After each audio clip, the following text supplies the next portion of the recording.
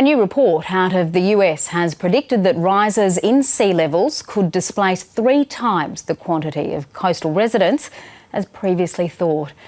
The research used computer modelling to show that up to 300 million people could be affected by coastal flooding in the next 30 years if carbon emissions aren't cut back. Countries most at risk are China, Bangladesh, India, Vietnam, Indonesia and Thailand. For more, I'm now joined from Canberra by Dr. Nerali Abram from the ANU Research School of Earth Sciences. Good afternoon to you. Thanks for having me on the show today. Firstly, is this paper alarmist and based on a worst-case scenario? No, it looks at a number of scenarios. What we know is that the oceans are rising, and so it's really important that we have good information about the number of people who are going to be exposed to those sea level rises in the future. And what this study does is to look at the ways that we map the elevation of coastlines all around the world and provide really good information about the elevation that people are living at around the world, and particularly in some of these areas where we don't have good information, and particularly Southeast Asia, where we're seeing very large numbers of people living in areas where they will be exposed to future sea level rise. Can you explain how the authors of this study calculated the sea level forecasts? Yeah, so the calculations are that they were looking at were based on the elevation of the coastline, and then drawing that into information that other people have produced about how fast sea levels are expected to rise in the future. What they did in this study was to take the way that we use satellites to measure the elevation of the coastlines and to look at how we process that data to get rid of some of the artefacts. So in particular, where we have housing and vegetation along the coastline, it's very difficult using the past methods to accurately determine the elevation of the coastal area, and so then to know who is going to be exposed to future sea level rises. And so that's what this study has done. And then taking that new method and applying it to Australia, where we already have very good data to check that their method was doing a good job. The study finds hundreds of millions more people than previously thought are living on land at risk from coastal flooding. What can be done to protect these cities?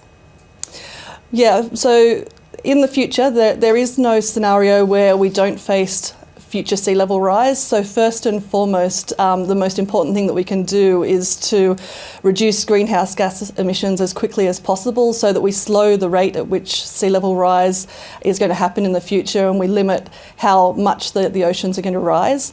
But because those oceans are going to rise, then coastal communities and countries are going to need to put into place adaptation measures. And there's a whole range of measures that can be used depending on what's best for that situation. It could be building sea walls, or it could be moving away from the coast if there is safe places to relocate to. And it is important to note that there are a number of cities throughout the world that are already using such adaptation methods. Which are some of the successful ones? Yeah, so we have areas in the Netherlands where coastal defences are there to protect the land that is quite low-lying from sea level rise, and those measures can be very successful.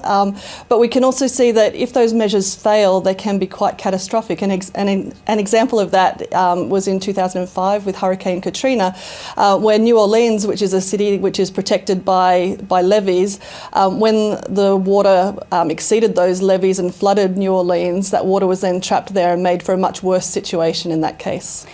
Do you think that regardless of what happens with emissions, the pace of sea level rises now will mean that other communities will be forced to relocate at some point before 2050? We will have continued sea level rise. Typically we look at sea level rise numbers for the end of this century, which is an important horizon for planning for coastal infrastructure. So by the end of this century, if we're able to curb emissions, then we could be looking at limiting sea level rise to around about 40 centimetres above present day. On the high end scenario, we could be looking at more than a metre of sea level rise. So those different scenarios have very different consequences consequences for how different coastal communities will be able to adapt to those, and whether they'll be able to put into measures to make sure that the areas where people are currently living remain habitable, or if people will have to look at other options, including relocation or even forced migration. Just finally, the Morrison government has today announced an extra $1 billion for clean energy projects. Are you able to offer an opinion of how significant this will be in terms of reducing Australia's carbon emissions in the longer term?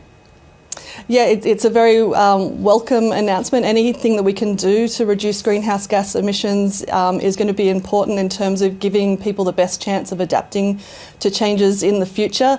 The science is very clear that if we do want to avoid the worst case scenarios of future sea level change, then we need to make very drastic and rapid emission reductions. And at the moment, the pledges that we have in place for the Paris Agreement aren't enough to save us from some of those higher end scenarios. And so the quicker that we can put into place those actions and the more ambitious that we can make them, the more manageable these future changes are going to be for communities around Australia and around the world. Dr. Nerali Abram, good to speak to you this afternoon. Thank you. Thank you.